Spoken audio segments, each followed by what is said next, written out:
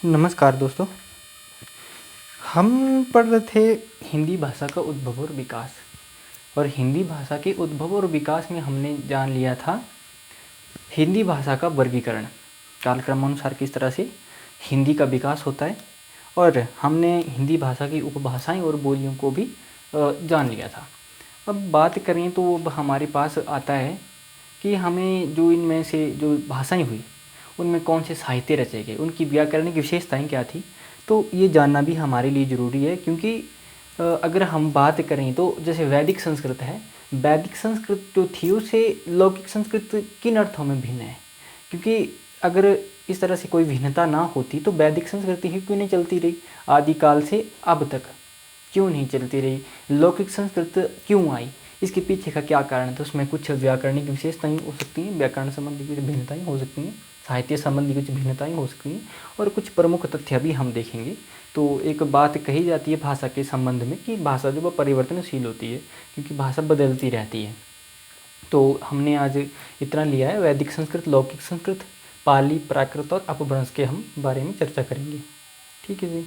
और एक बात और कहें तो अपभ्रंश का जो उत्तरवर्ती रूप था उसको अवहट कहते हैं, और चंद्रधर शर्मा गुलेरी जी ने इसको पुरानी हिंदी कहा है। ठीक है जी। और आचार्य रामचंद्र शुक्ल के इतिहास जब हम देखते हैं तो उसमें भी उन्होंने अपभ्रंश को पुरानी हिंदी कहा है, जो उत्तरवर्ती रूप था। और राहुल संकृत्यायन जी ने भी इसको पुरानी हिंदी कहा है। तो हम बात करते हैं वैदिक संस्कृत से। तो इसको मैं मिटा रहा हूँ और हम वैदिक संस्कृत से देखते हैं। एक एक करके इनके बारे में हम जानेंगे कि इनकी क्या मुख्यतः ऐसी विशेषताएं थी जो ये एक दूसरे से अलग करती हैं, और इनमें क्या साहित्य रचा गया। ठीक है जी। तो हम बात कर रहे थे वैदिक संस्कृत की। और वैदिक संस्कृत की बात करें तो वैदिक संस्कृत को प्राचीन संस्कृत भी कहा जाता है। क्या कहा जाता है वैदिक संस्कृत को? इसका अन्य नाम जो है हम देख लेंगे। अन्य नाम वैदिक संस्कृत का अन्य नाम जो था वो था प्राचीन संस्कृत। क्या नाम था? प्राचीन संस्कृत। और इसका कालक्रम हमने पहले देख लिया है वर्गीकरण, जब हम भाषा कर रहे थे तो हमने इसका नामकरण जो कालक्रम था वो हमने देख लिया है। तो इसका अन्य नाम जो प्राचीन संस्कृत भी है। अब हम बात करें तो वैदिक संस्कृत में कौन से साहित्य रचे गए, और फिर हम व्याकरणिक विशेषताओं की बात करेंगे। तो साहित्य की बात करें तो साहित्य की बात करें तो वेद लिखे गए, वेद हैं हमारे, पुराण हैं हमारे। ठीक है जी। पुराण के बाद हमारे ब्राह्मण ग्रंथ हैं, और उसके बाद की बात करें तो आरणयिक ग्रंथ हैं।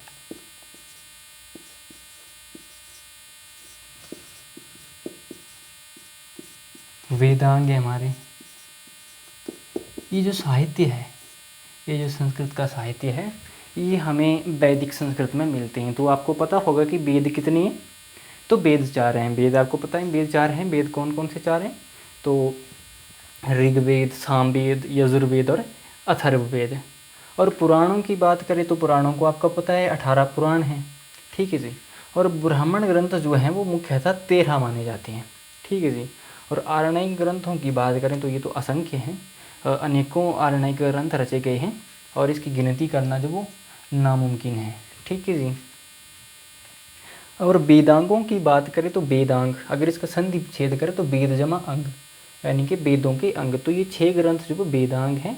और इसको मैं बता दूं आपको, तो इसके जो वेदांग है वो 6 हैं। शिक्षा, कल्प, व्याकरण, निरुक्त, छंद और ज्योतिषी, 6 जो है वो वेदांग हैं हमारे।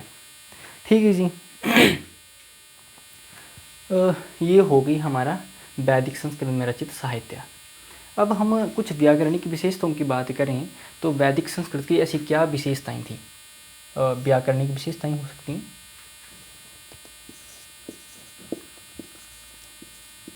व्याकरणिक विशेषताएं,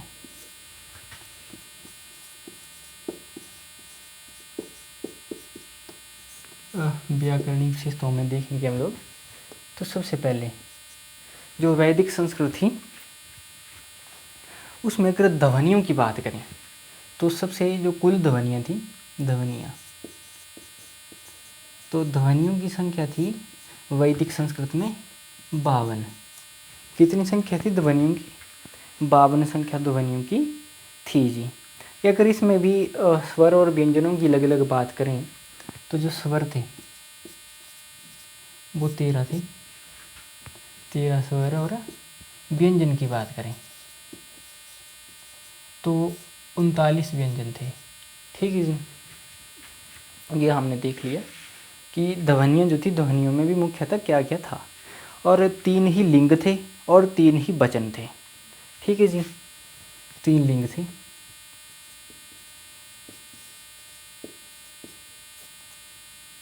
लिंग जो थे वो 3 थे।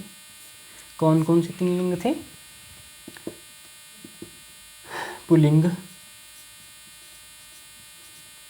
पुल्लिंग के बाद की बात करें तो स्त्रीलिंग,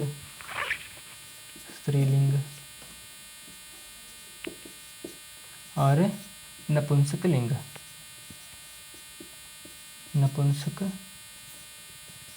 ये 3 लिंग जो वैदिक संस्कृत में हमें मिलते हैं।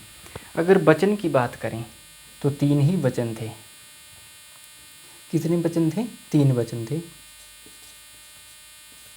3 वचन, और 3 वचनों में देखें तो एक वचन, द्विवचन और बहुवचन, जो मैं यहाँ पे नहीं लिख रहा हूँ कुछ जगह नहीं होने के कारण।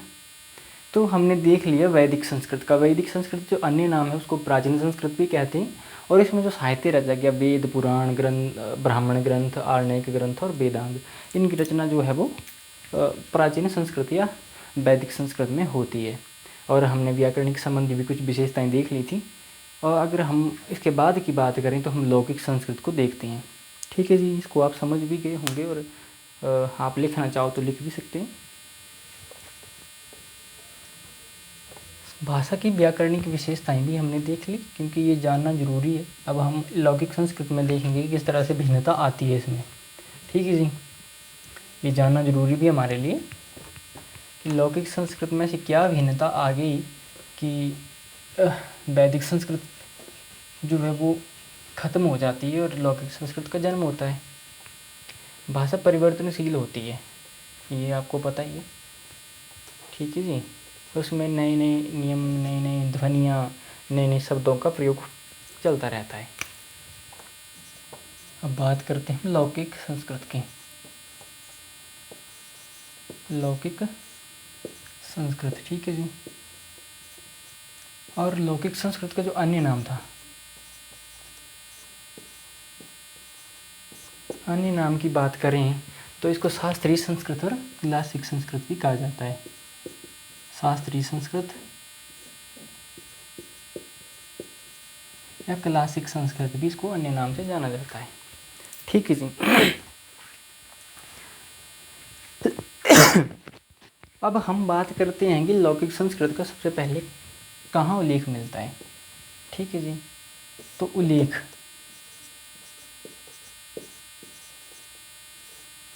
की बात करें तो संस्कृत व्याकरण, संस्कृत व्याकरण, व्याकरण क्या होता है? जो व्याकरण ग्रंथ लिखते हैं उनको व्याकरण कहते हैं। ठीक है जी, ये जो शब्द है व्याकरण, ये बोलते हैं जो व्याकरण ग्रंथ लिखते हैं उनको व्याकरण कहते हैं। ठीक है जी, संस्कृत व्याकरण पाणिनि, पाणिनि की अष्टाध्यायी में सबसे पहले जो लौकिक संस्कृत का वर्णन मिलता है।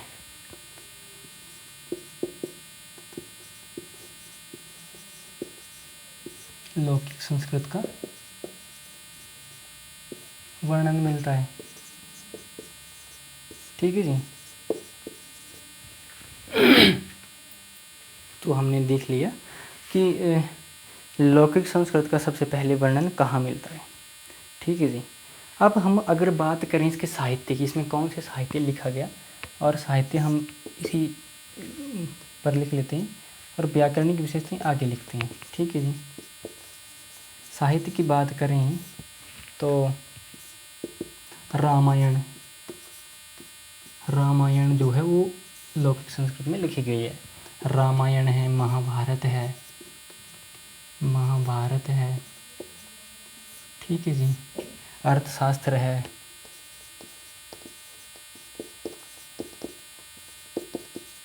अर्थशास्त्र के बाद की बात करें तो अभिज्ञान शकुंतलम है, अभिज्ञान शकुंतलम, ठीक है जी। अभिज्ञान शकुंतलम है, ठीक है।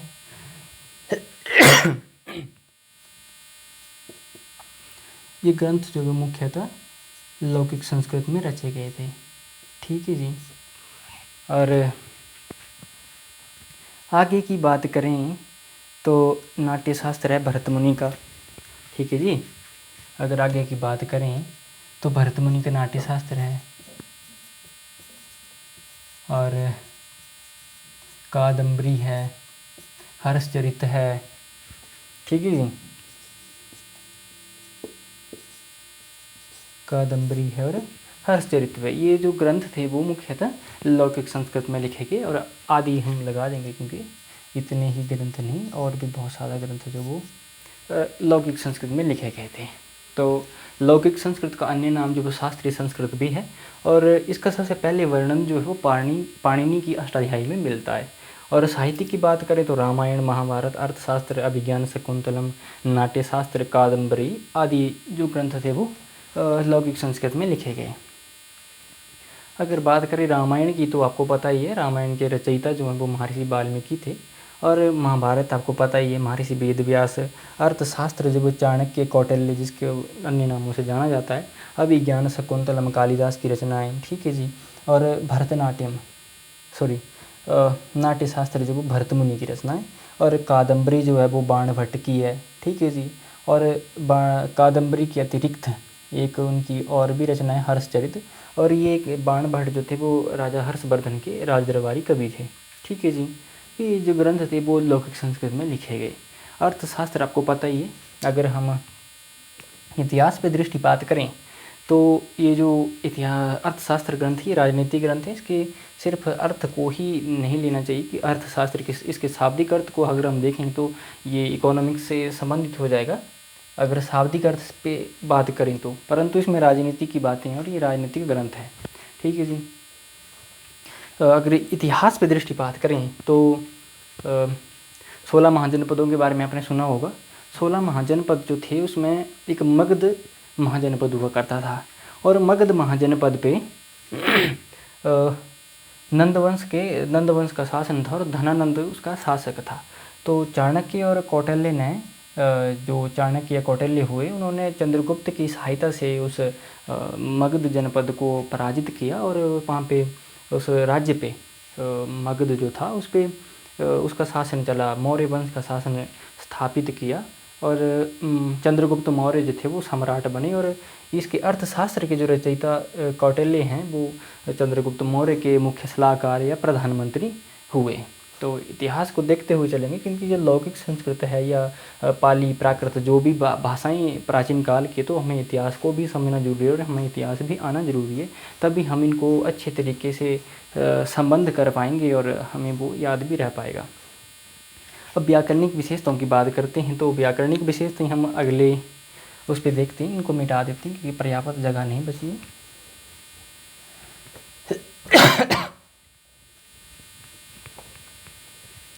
ये विशेषताएं हमें याद रखनी ज़रूरी हैं क्योंकि हमें पता होना चाहिए कि संस्कृत के कौन से रूप से जो वो कौन सी विशेषताएं कौन सा साहित्य रचा गया, ये जानकारी ज़रूरी है हमें, ठीक है जी। तो मेरा मार्कर नहीं चल रहा, मैं दूसरा मार्कर देख लेता हूँ।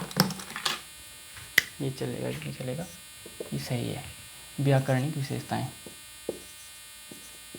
और व्याकरणिक विशेषताओं में बात करें तो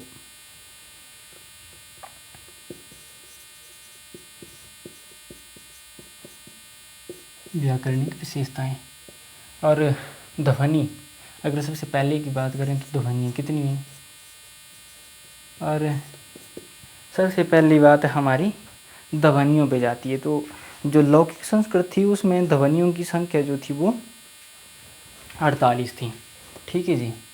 कितनी संख्या थी ध्वनियों की? कुल ध्वनियों की संख्या 48 थी। ठीक है, अब हम बात करते हैं स्वर की। तो स्वर और व्यंजन, तो अगर बात करें स्वरों की तो 13 स्वर थे और 33 व्यंजन थे, और जो बाकी बचे वो अयोगवा थे। ठीक है जी। आपको पता है अयोगवा हिंदी में कौन कौन से वर्ण होते हैं? अंग और आ को अयोगवा बोला जाता है। ये जो अंग और अह होते हैं ये अयोगवा वर्ण होते हैं। ठीक है जी। तो अब हमने इनकी विशेषताएं भी देख ली हैं। व्याकरणिक